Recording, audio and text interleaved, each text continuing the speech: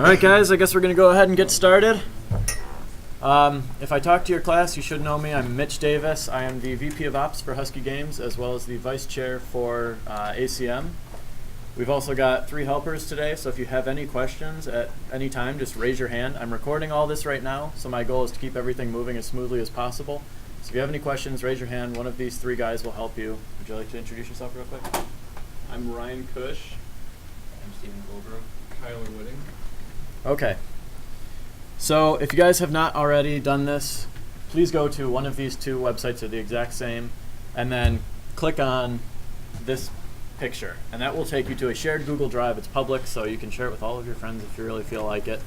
And that's just a copy of all of the presentations that I will be doing. I also post the source code, recordings, everything that you'll need is going to be on that site. So if I ever go a little bit too fast here today and you're running a little bit below, just kind of pull up the slides and look at what you're missing, because there's a lot of code that's up here, and sometimes you might not catch it. So this we can fly over because it's already installed on all of the lab machines, is Eclipse. If you're doing this on your personal desktop, you should hopefully have Eclipse installed. If you don't, I would suggest switching to a lab computer right now because it takes a while to download. So that's just how to install it. Next thing is the engine that I'm using right here is called libgdx. It's a very popular engine, and the reason is because it's very basic. So if you guys have ever done anything using Java Swing before, which is pretty much the lowest that you can go, this is the exact same thing, except it lets you compile it to Android, iOS, HTML5, and desktop by the time that you're done. So it just makes your game a lot more portable by the time we're done. So open up Eclipse.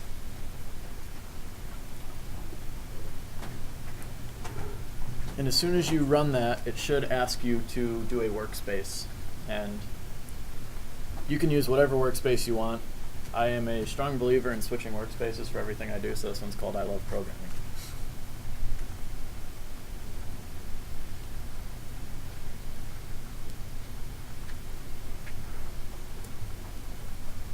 Alright, once you are in Eclipse, go up to the Help section and click on Install New Software.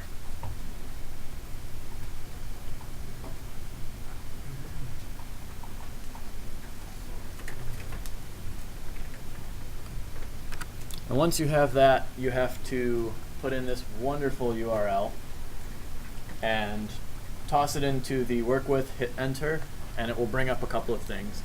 This Gradle is a thing that lets you basically port everything over to different devices. So this is one of the nice things about having the slides, is hopefully you can copy and paste it instead of typing it.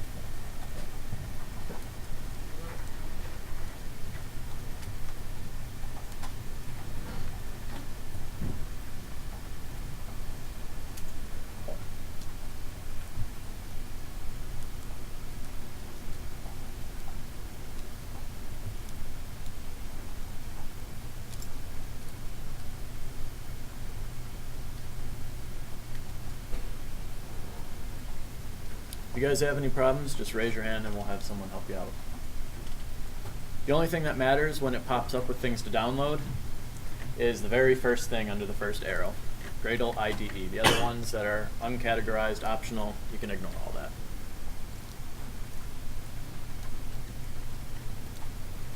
Is anybody still getting the URL typed in?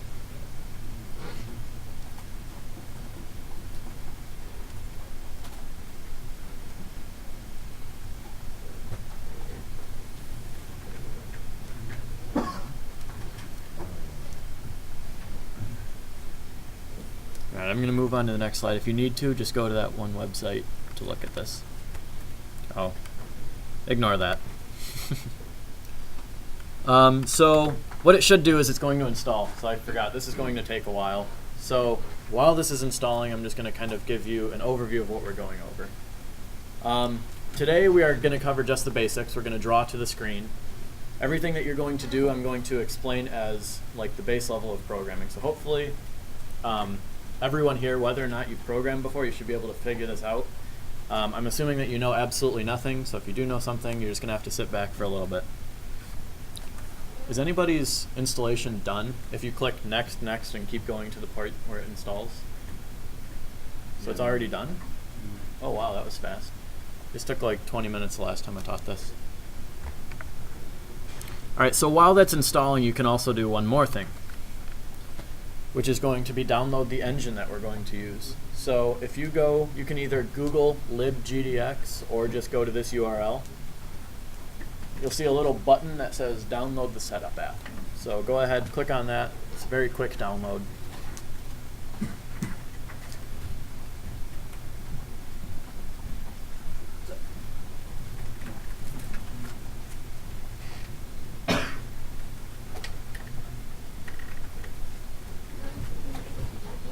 Do you need me to go back to something? Is everything working over here?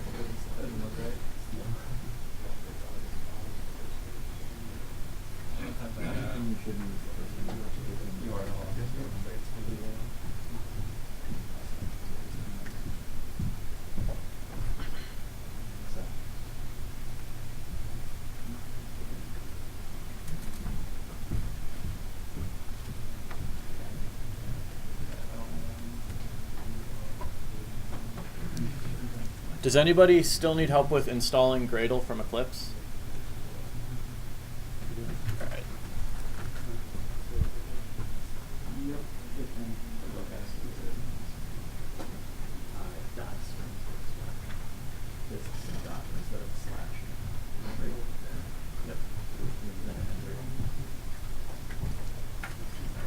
First drop down. Using the first drop down. Yeah, that's just the rest of the next is where it's and then just keep clicking like yes, I agree, I'll send my life away. Whatever. There you go. Yeah, let's keep going to that.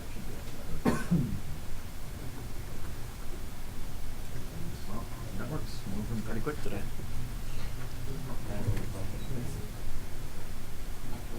All right, so did everybody download the libgdx thing? If you haven't, raise your hand. Okay, so try to get to this website as soon as you can and download that. Probably just be easier if you Googled it or just clicked on the link in the slides.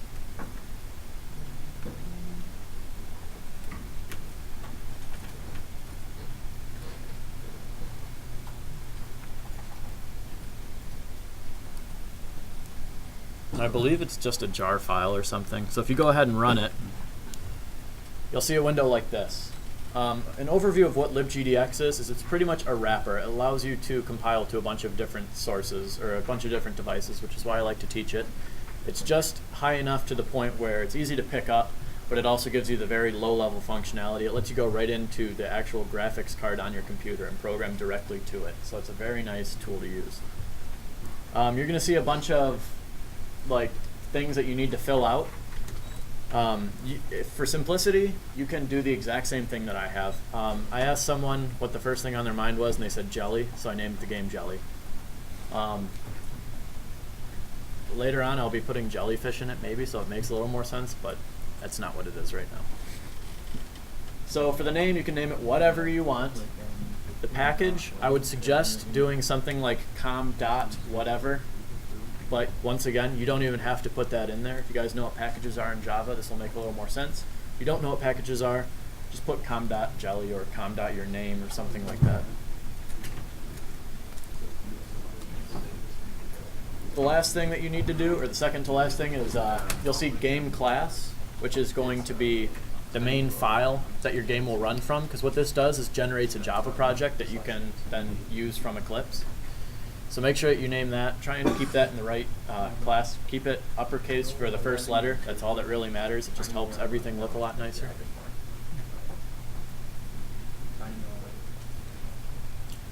And then last but not least, look at destination. All right. The only thing that matters about this is that it is not the same as your workspace. So if you just clicked OK on Eclipse, that means your default workspace is going to be C/ like your name / workspace. So as long as it's not that, you're okay. But save it somewhere that you'll remember it. I just saved it right in my user directory.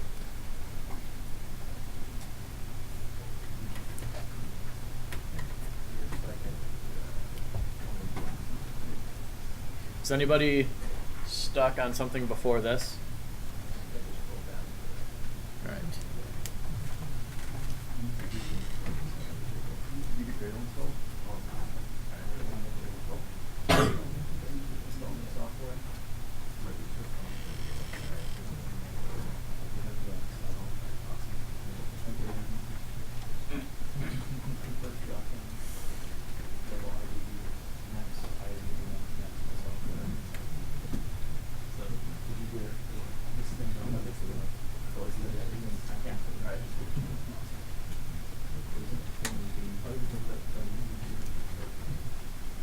right, last but not least, I would suggest unchecking all of these for now. We will eventually get into them, but it just makes it a little more overwhelming to the start because it generates a lot of files for you.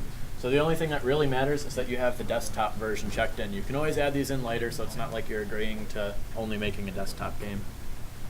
And also there's a bunch of extensions. I would highly suggest making sure that none of those are checked.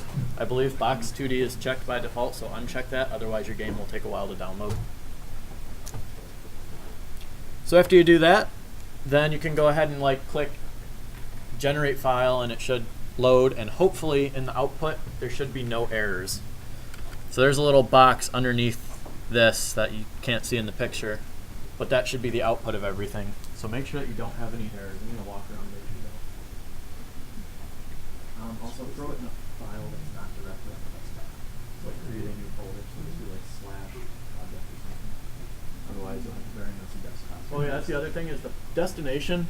Make sure that you put this in a new folder because there's a lot of files that go in there. So if you save this to documents and not a subfolder in that, you're going to really make your documents folder pretty messy.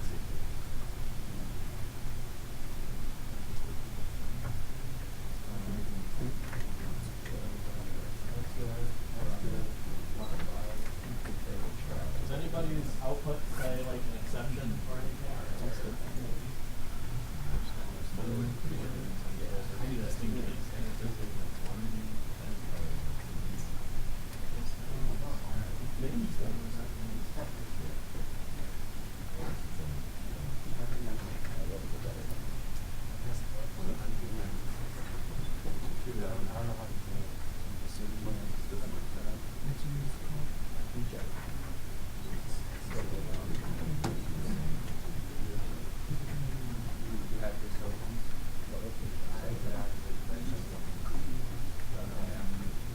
Oh, you're still installing. Oh, you're importing it.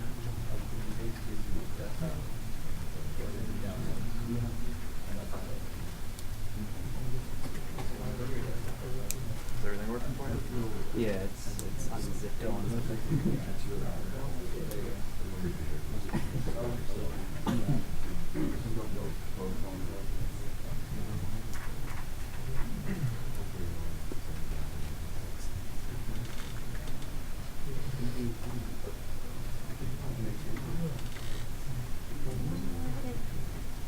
No, it's still working. It's just going now.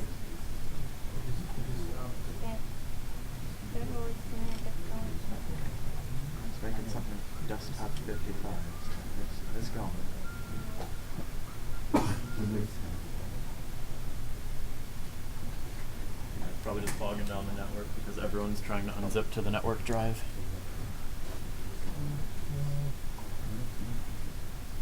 Does anybody say done, or does it all still say unzipping? So yours also is done. All right, so we're getting some people to finish up.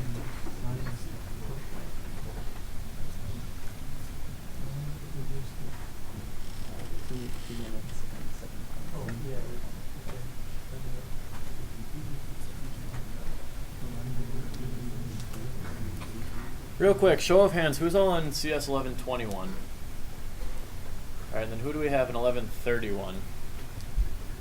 And then data structures? Awesome. All right, so I guess we have a nice mix of everyone.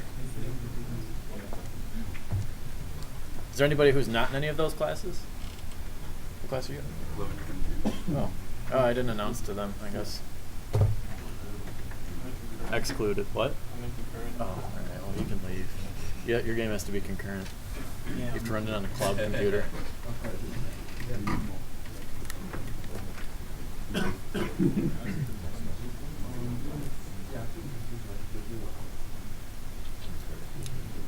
All right. Is anybody else's still extracting, or does it all say done for everyone? I don't see any reactions. I'm assuming you guys are all done. The next thing that you got to do is go to your Eclipse folder and click on import. So what libgdx does is it generates some files for you, and those files are your project files. Generates the very basic game for you, and then you can modify it going from there because it's a lot easier to do that than to do it from the ground up. So So hopefully if you installed Gradle correctly, you should see a Gradle option here. If that Gradle option is not there yet, that means you did not install Gradle properly. So you're going to have to take care of that. So after you click on Gradle project, then you have to basically import the thing that we saved it to. So whatever destination you saved it to, that's where you want to put in here. Make sure that it's not the same as your workspace, otherwise you'll get an error. As soon as you do that, click on Build Model. It'll do some loading things here, and then eventually you'll see some stuff appear.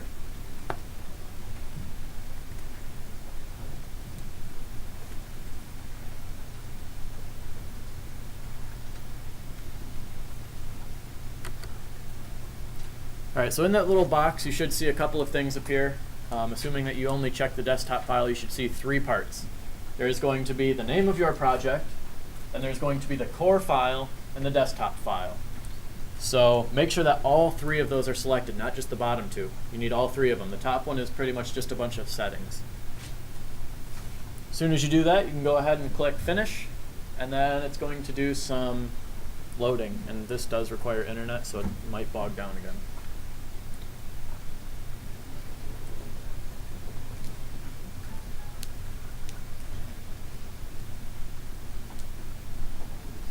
Is everything working for you? Do you have a clip set? Yeah. Go to File, Import. Yep, click on that. Click on the drop down for Gradle. Gradle project. Next, yep. And then click on Browse. Should be Desktop 55. Okay. Build model. And then as soon as those things pop up, make sure all 3 of them are checked.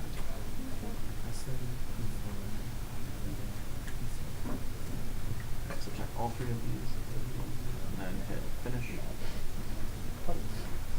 Alright. Does anybody need help on this step? Because we're about to move on. Yes.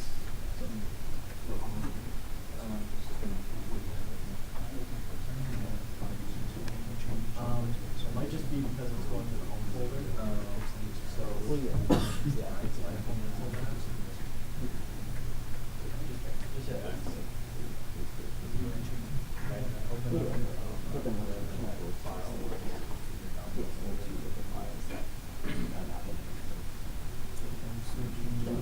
I guess, but these are I'm just saying that it'd be kind of, I could have probably done it. They didn't know.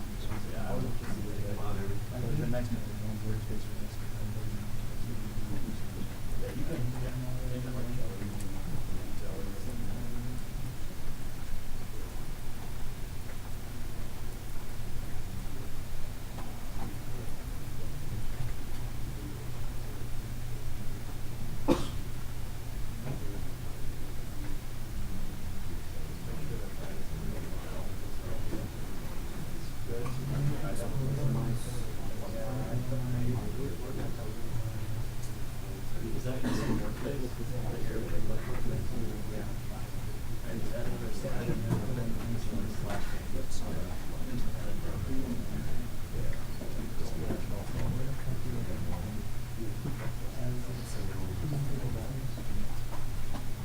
Okay, so the next step is you should see that it imports 3 projects. And this is probably going to be a little bit confusing because typically you're used to working in 1 project. Well, the way that this is set up is it generates a core project, which is going to be your actual game, and then it generates an additional project for every platform. So each platform basically calls that core file, and that's how it runs. So that way you can work on everything inside of core, and then when you're done, if you want to run it in Android, you just run the Android file. If you want to run it in desktop, you run the desktop file, stuff like that. So it makes everything real easy, and that's the first thing for this. So if you guys are following along, you can go to the next presentation where we're actually going to do something.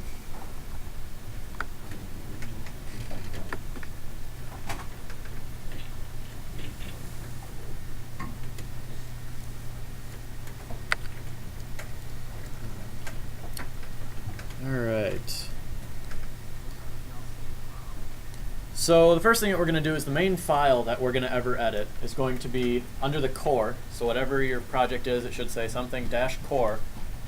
Click on that, then click on the source folder, and then whatever the package name is that you had, and then whatever the main game file is. So if you're following everything along, then it should be called Jelly. Go ahead and open that up.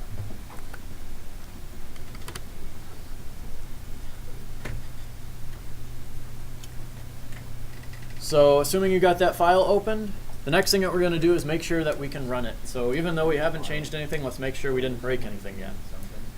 So if you go to your desktop file, right-click, it's kind of tough to see, right-click on your desktop project, not the core project. Then go down to the run configuration, all the way to the bottom nearish. It says run as, and then hit run as Java application. And then it's going to ask you after that, what file do you want to run? Make sure that you're running the desktop launcher.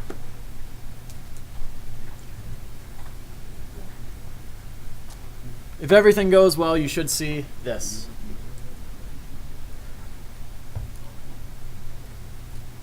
Does anybody need help getting to this point? Yep.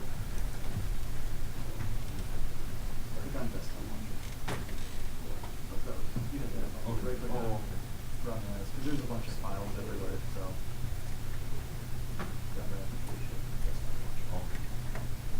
Should work.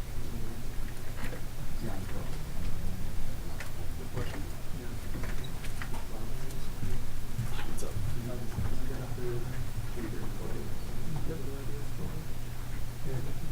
So we've got the four. So what was the last thing we did? Yeah, so did you import the project pieces where you're at? Yeah. Okay. So then you check all the files, right? Yeah. So I'll enter them out too. There's nothing in the project. Where they were before. SRC. That's where you do more edits. So then we want you to run.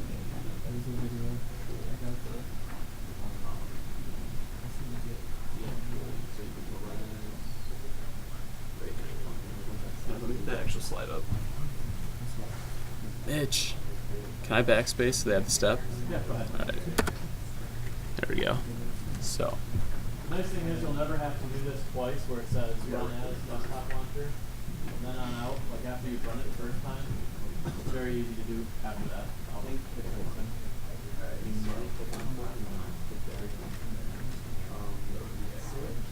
So it's not right.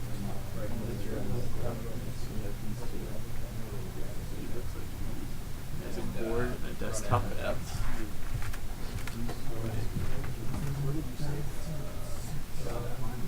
So get this up.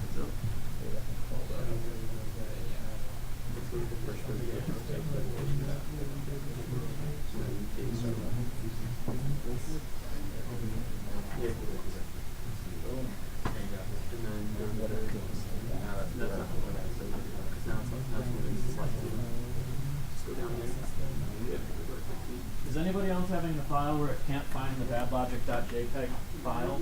Yeah.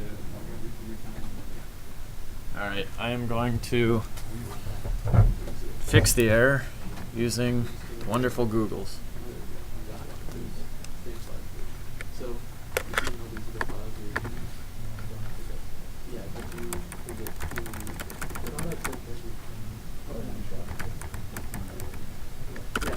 so let's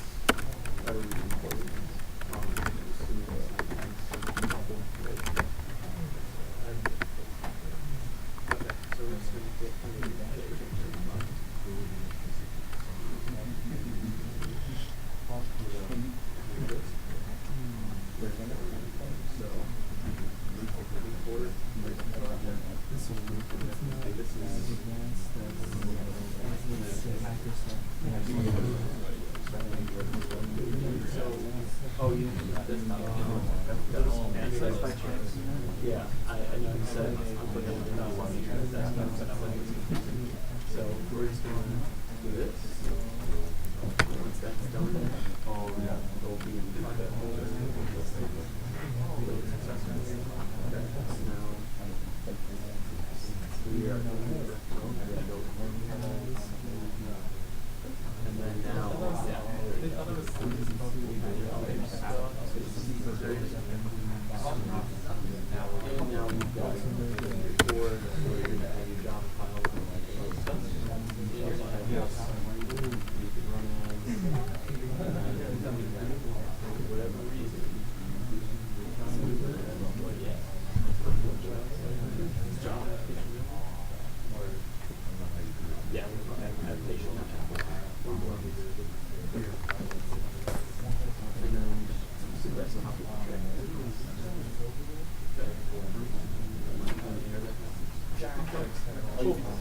Right where it should be. So now you're right. Yep.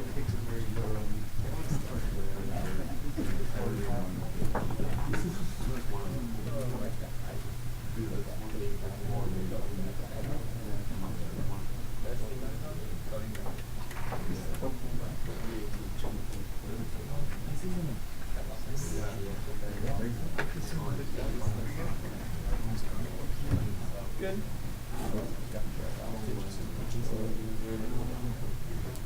All right, guys. If you have this error, I'm just going to tell you to work with the person next to you for right now.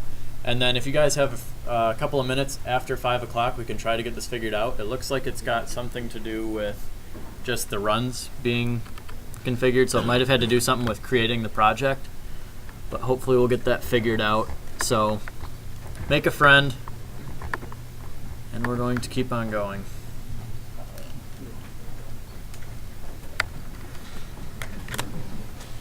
All right, so I need to unfreeze it. There's a few things that you should note here, and that's the first part is that there is a red background. Wonderful. And the other thing is that there is a picture there. So that is a very, very basic kind of structure to a game. And we're going to see what's going on in the background. So there is some code that's already generated. It probably looks confusing because it's probably stuff that you've never seen before, and that's because it's very specific to graphics.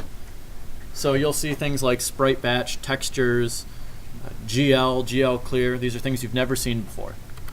Now the structure of your game is that there is one core project, and then each one of the core project has two methods already defined in it. There's create, which gets run once at the very beginning, and then there is render. So now if you notice, the reason I had to have you run the desktop launcher file is because the desktop launcher has a main method, but the core game does not. So basically each one of these then, depending on what project you run, will call your core game. And after it calls create, then it continues to call render, and that render will get called over and over again. It loops, so it's like an infinite loop pretty much, because that's all a game really is. So between those two things, that's all you have to have. You don't have to control the loops on your own, and you don't have to control like constructors or initializers. It's all just under those two functions. So going in here, we can kind of see what's going on. So those two things that I said, there was the red background and there was the image. So there is an object in libgdx, or in general, that's called a texture. And all that is loading up a picture to something that you can draw to the screen. So has anybody not seen a class level variable like this where it's all the way outside of functions? All that is pretty much like you have your class. You can think of that as one giant game. These are almost properties of that game. So in your giant game, you can access a texture file called image, img, and a thing called sprite batch, which is by default named batch. So following the code, we start out, we create the object up here. As soon as you look down to create, it's trying to load it up. So it's setting it to a new texture with a file, and that's where some of you guys were getting the errors. And then after that, if you look all the way down at the bottom, you can see where it's drawing it. So batch.draw image at 0, 0. So you don't have to quite know what's going on here yet. The red background is coming from this part of the code right here. There's 4 numbers being passed in. There's red, green, blue, and alpha. So RGB, you've probably heard that before. These numbers are all percentage values. So 1 is 100%, 0 is 0%. And if you want something in between, you could do like 0.5 or something like that. So this has 100% red, no green, no blue, and then alpha is transparency. So if you did 0, it'd be completely transparent. If you do 1, it's completely solid. So that's where that's coming from. This chunk of code here, you do not have to know what's going on. You just have to see that there's a thing called a sprite batch, which is almost like your screen. The way that you make a game and drawing to the screen is almost like you're telling a person how to draw on a board. So that person that you're having draw on the board is your sprite batch. So right off the start, you have to tell it what's going on here is it's clearing your screen, because if you do not clear your screen every time, then you're drawing pictures over pictures, and if you have something moving, it looks really weird. So this basically starts you with a whole fresh slate. It's like erasing a whiteboard completely. That's also part of this, is clearing it out. In here, you'll see a thing called batch.begin. That's basically telling your person to take the cap off their marker and get ready to draw. And then after that, everything between GL begin and GL end is where the sprite batch is drawing to the board. As soon as you call end, that's when the picture shows up on your screen. So now, for the basic thing that you're seeing here, where you just see a picture on your screen, it's really redoing that over and over, probably somewhere between like 100 and 2,000 times every second. So the goal is to keep your frame rate, or how many times it draws to the screen. You want to try to keep that between like 60 and 80 is a nice game. Okay, so this was a very quick idea that I came up with, and the reason I came up with this idea for a game is because it incorporates pretty much all of the features or things that you would want to implement into your game.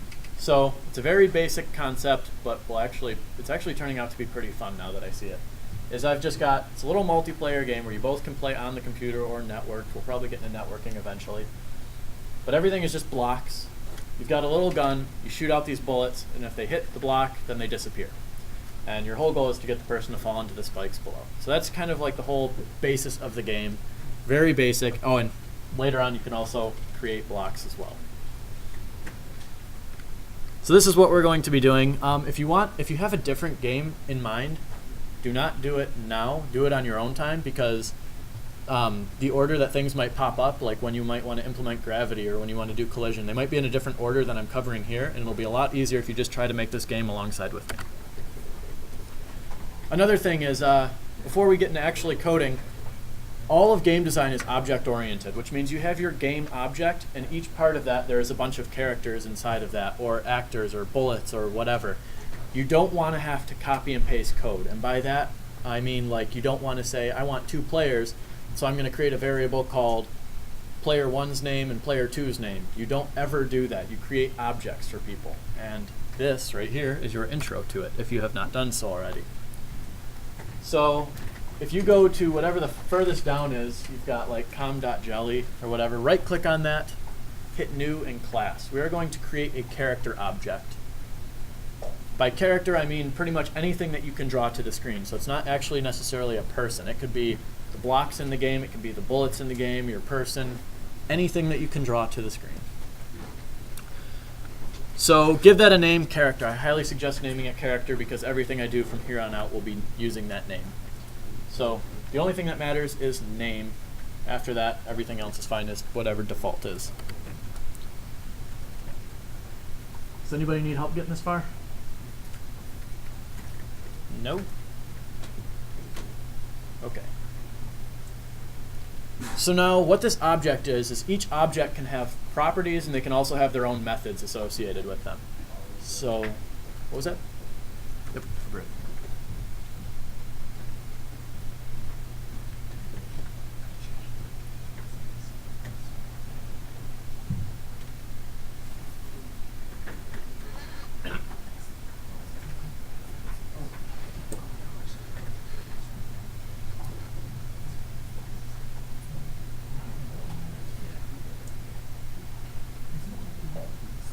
Alright, so now properties are typically associated with a character or something that you can draw to the screen. Is you typically have a position.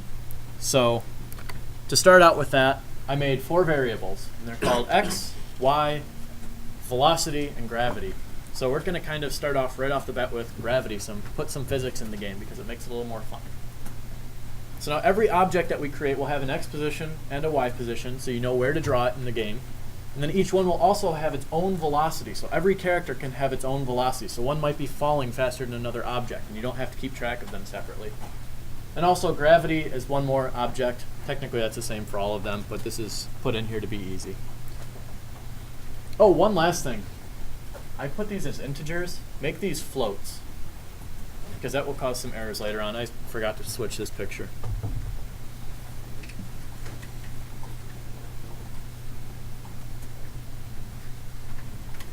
If you guys don't know what floating points are, they're just decimals. And the reason that I'm using floats instead of integers is because dealing with physics is very tough when you don't have decimals. So when things have to move in increments of 1, it makes your game look really jotty.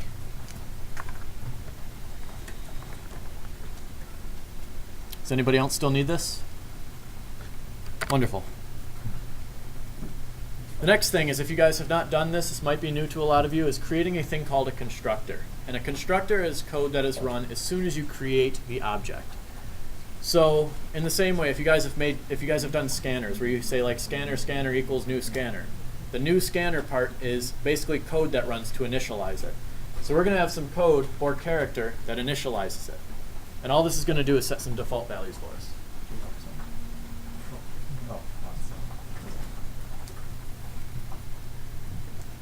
So now it has to be named. The only thing that matters is it doesn't return anything if you guys have made methods before. So you don't have to say like public int or public void. It's just public and then whatever the name of your file is. Since ours is called character, that's what you name it.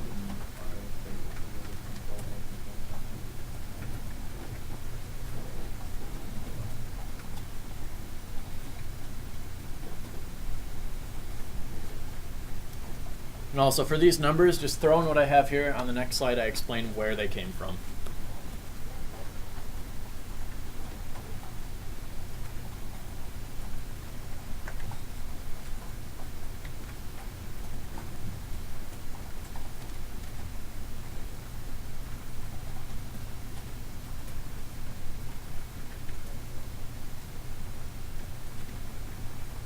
Everything work for you?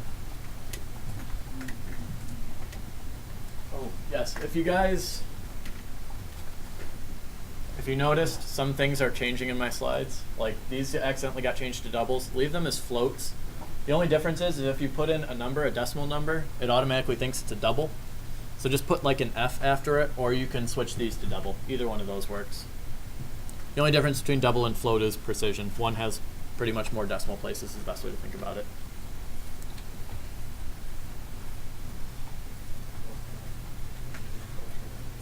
Does anybody need more time on this?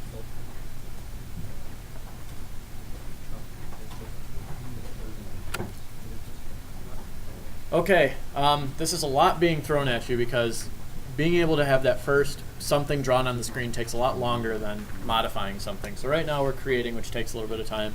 So just stick with me for the code. If you go back to the main jelly.java, which is the main class now. So now our character should have initialized stuff. So what we're going to do is create a character object, which is, once again, it's all the way up at the top of your class. So this is basically a property of the game. So now our game has a character to it. Then if you go to your create, which is the code that runs as soon as your game starts, this is where we initialize our character. If you forget this, then you'll get a null pointer exception. So make sure that you have this in there.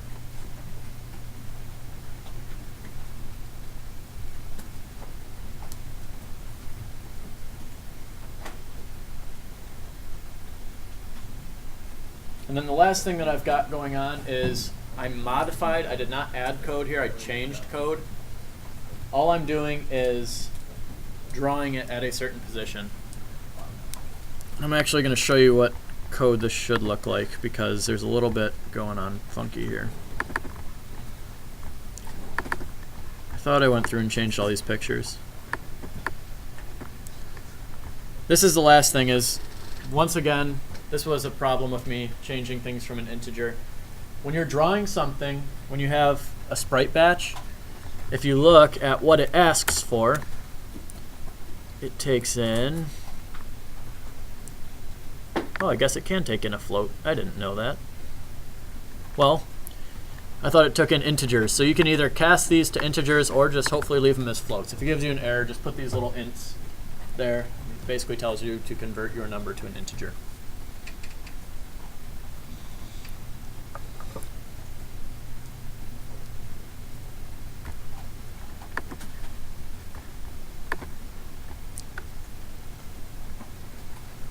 Does anybody need more time on something? No? Alright, so now, did I not say how to run this? Hold on one sec. Alright, so, oh, yeah, there it is. From now on, after you ran it, by right-clicking on hitting Run As and stuff like that, now you can just click on this little drop-down button next to the Run, and then it shows your previous run configuration, so you should just be able to hit Desktop Launcher. So it makes it a lot easier from now on to run your code. So if you've got all three of these in, you should be able to run your code, and the only thing that should be different is now your person is drawn at a different position. So you should see this. Quick explanation on what's going on here is you have your window, and it's pretty much the same as a coordinate plane. So you've got 0, 0 is the bottom left corner, and then infinity, infinity is all the way off the screen. You can draw things off the screen, so keep that in mind. If you drew something at a negative position, it takes your computer time to actually draw it, but since it's off the screen, you don't actually see it. So if you're ever not seeing something, always keep that in mind that you might be drawing it too far off the screen to the top right or too far off to the bottom left. Also, when we created our character, I said position of X 200 and Y 200. That position is just 200 over, 200 up. Everything is drawn from the bottom left corner of the image or text, whatever you're working on. So it's not the top left or the top right, it's not the center of it. So if you drew this at position 0, 0, it would be right where it was initially in the bottom left corner. The next thing that we're going to do is add some physics.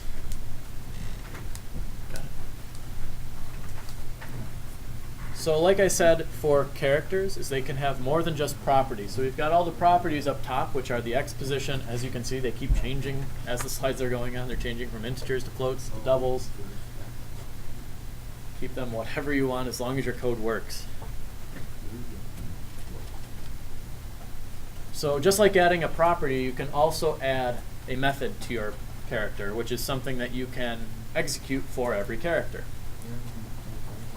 It's a very common thing to make a function called update, which you call every single time that the screen updates. So basically, when you're going through your game, before you draw everything, you update everything, then you draw it. And then it just follows that cycle of drawing and updating and drawing and updating. So here is just a little update function here. And if you guys are familiar with physics at all, you'll know that there's velocity and gravity. The way that that works, if you don't know about it, doesn't matter. Just know that you can add stuff to it. Is everything going on well over here? Yep. Did you get your game drawn out?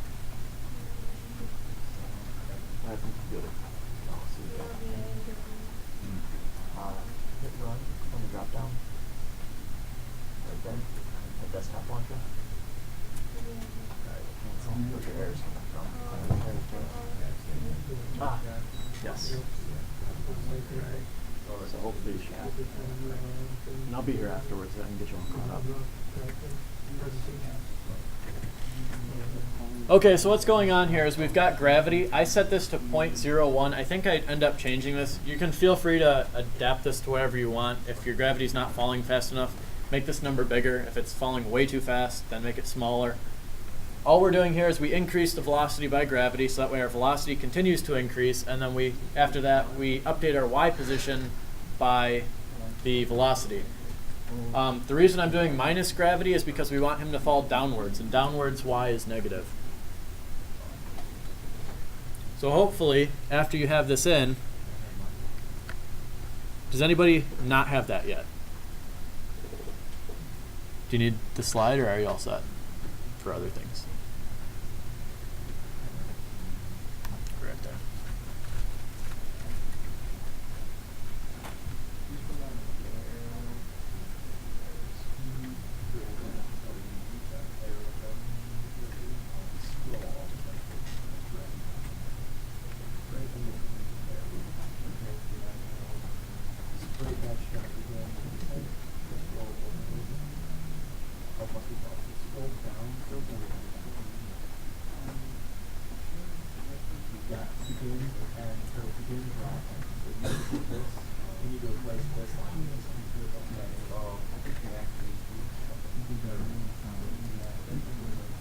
Yep, and then you can get rid of the one above it, otherwise you'll draw it twice.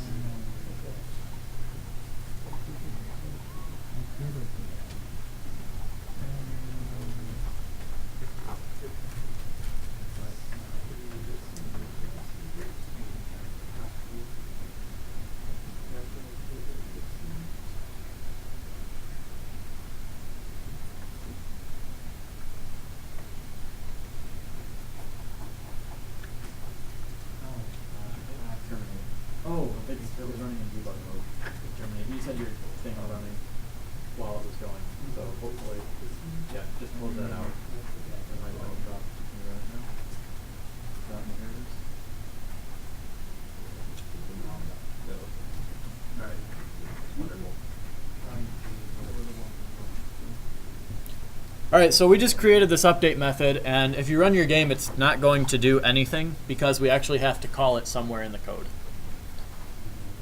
So if you jump, I did not show you what file this is, but this is going back to the jelly.java, so your main file. I put this right at the top of render. Since render gets called hundreds of times every second, that's where it's going to have its update code executed. So if you remember, we have our character object, which is a property of the game, and now all we're doing is calling update for that character. All of this will make more sense once we start adding more characters into the game, because pretty much everything you're doing now, you could do it without an object and it would work exactly the same. But once you start getting tons of objects in, or objects that keep getting created and destroyed in the game, it makes it a lot easier to do it this way. So if you go ahead and run your game, you should notice that your person just kind of like falls off the screen. That's good. That means you have gravity. Does anybody need help getting this far? Yep.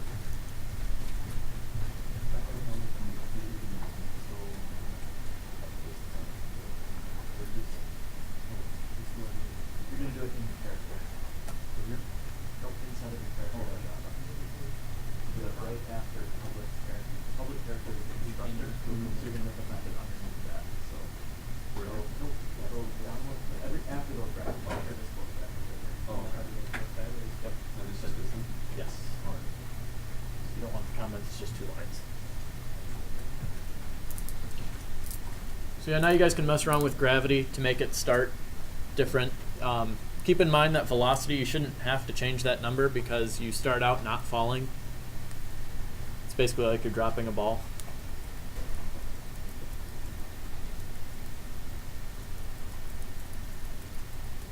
All right, we're almost done for the first day. The last thing that we're going to do is kind of apply ground. And by ground, I mean we don't want our person to fall off the screen because that's not a good thing in a game. So this was our update method that we had before. And now I'm just adding a bit of code at the bottom. All that this code does is checks if you are falling off the screen. So remember that the position for your character is at the bottom of the character. So when the position of your character hits 0, we want him to stop falling. We don't want to keep him flying off the screen. So all I'm doing here is looking at my Y position. So remember that these class level variables can be accessed through your entire method. So when you declare them at the very top of your file, everything in that file can then access them. So it makes it very nice. So yeah, you're checking if your Y is less than or equal to 0. So if you're too far down, then there's 2 things that you want to redo, or that you want to reset. First one is your Y position. You want to make sure that you're stopping him from falling. So you can reset that to 0.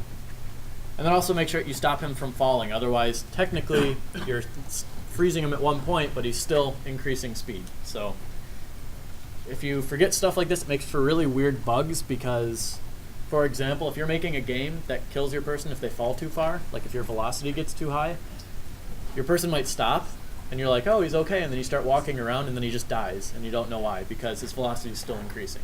So there's some really weird bugs that happen in games. So hopefully, if you run this, you should have this.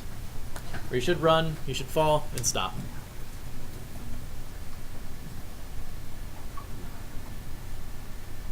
Does anybody need help getting this far?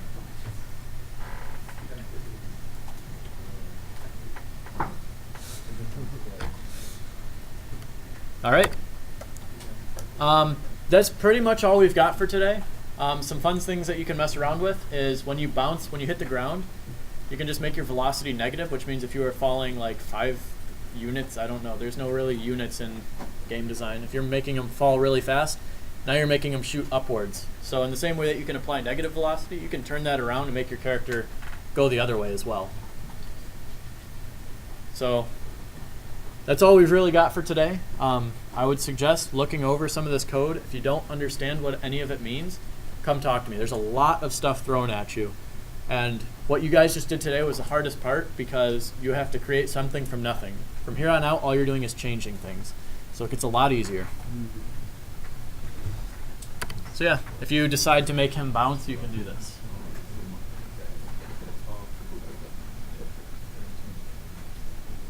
anybody need help with anything?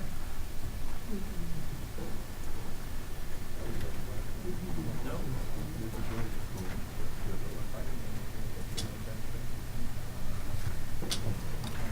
All right, well, that's all I've got for today.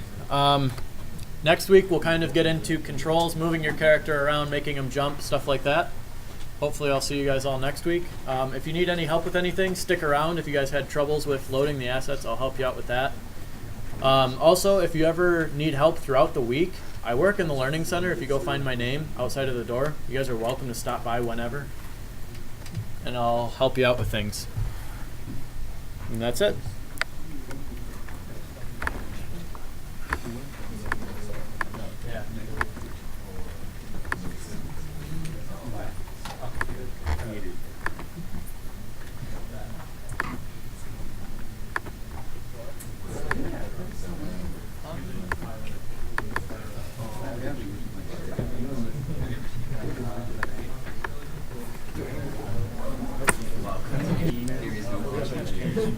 Oh yeah, I'll add you into the email list as soon as I can figure out how to stop this from recording.